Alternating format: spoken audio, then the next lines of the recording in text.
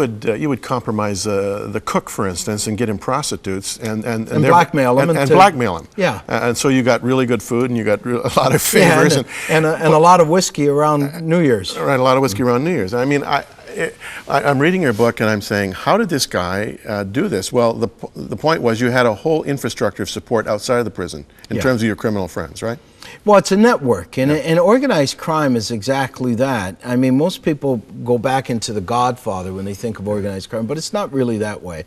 It's a series of crews, and you get to network through the prison system of all places. So they put criminals in the prison system who meet other criminals and more successful criminals and begin to network into other provinces and into the motorcycle gangs, into the other crime networks, both in the United States and in Canada. And you begin to, in fact, when I was during my last prison sentence, the 2 prison sentences before, we'd actually planned our laboratory from within the prison system and had our laboratory running before I'd even got out.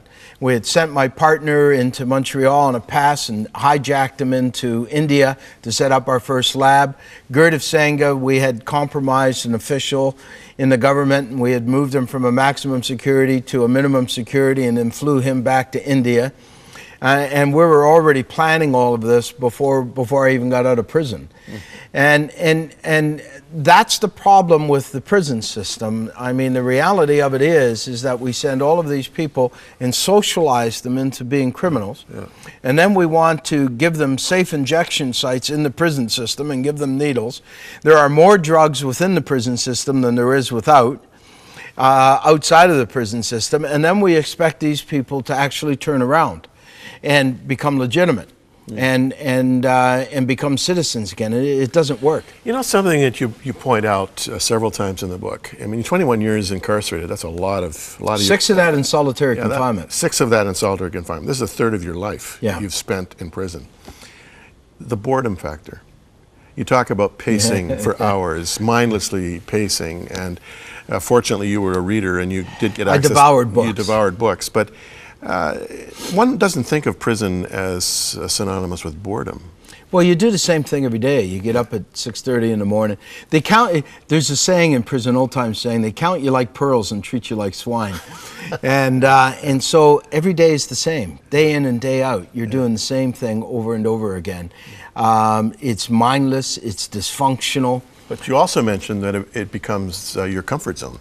Yeah, you don't like change. You don't like change. You get stuck in that, and prison riots happen over little changes. You're a dysfunctional human being. You don't know how to think properly, how to live, how to treat people, how to socialize, and that was one of the problems. I came to the Lord in 1985. In solitary confinement in a maximum security penitentiary. Yeah, the first influence was a short little volunteer. His name was Jim Yorgie. I just spent last summer with him. I tracked him down to Pennsylvania. And he basically challenged me, first of all, by his walk, what he did. Right. He allowed himself to be strip searched and humiliated and treated badly, to come into solitary confinement, to speak to convicts, and give them magazines. And to me, most of them in there were garbage. And the magazines were from Prison Fellowship. Prison Fellowship Canada. Yeah. And Charles Colson's organization. And so I watched them, and he drew my ire. I became very angry at him because he was doing something that I believed human beings didn't do. Why would he do this for people who even I considered most of them garbage? To allow himself to be humiliated and insulted to do this. And the more I got angrier at him, the more I realized that what he was doing, he believed in. Yeah. And then I called him to my cell, and he said a very interesting thing. I'm paraphrasing, but he basically said, you know, I know about you. Everybody knows about you. I mean, the guards are scared of you. The rumor is that they had to put a guard and their whole family in the Don jail in protective custody because he didn't deliver a load of drugs into the prison. He said, everybody knows about you. You're on the front pages with your last bust. He said, I got to tell you, you got to be one of the most intelligent men in this prison. You couldn't have accomplished what you've accomplished unless you were.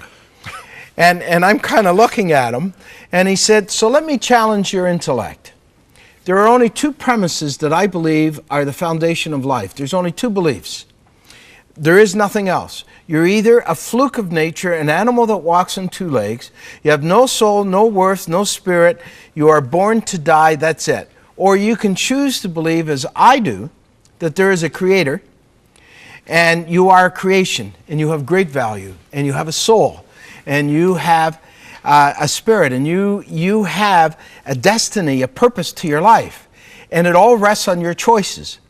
And you have made every wrong possible choice that you could make for your life and everybody else's life. And oh, by the way, Jesus Christ died for you. God bless you. Have a great day. But it was the only thing that I think could have made me think about, because at the end of the day, there is no gray area. It's either one or the other. Yeah, you're right. It's either and the more that I tried to figure that out, and several months went by, and I kept thinking about this, and the boy in the cell beside me committed suicide. He was from Hamilton, Ontario. He got strung out of my crystal meth that I controlled, my labs and my dealers. And that man's words resonated with me. I'm responsible for this boy's death. What would have happened if my drugs weren't there? Now, Serge, we got 2 minutes left. You eventually, in considering these words from Yorgi and this young man who died committing suicide, you found yourself in your cell on your knees by yourself, committing your life to Christ.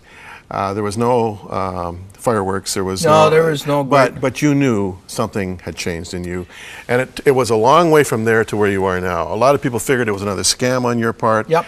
A lot of people figured, the con artist is at it again. But you ended up taking university courses. You eventually, when you got out, became a student at the University of Waterloo.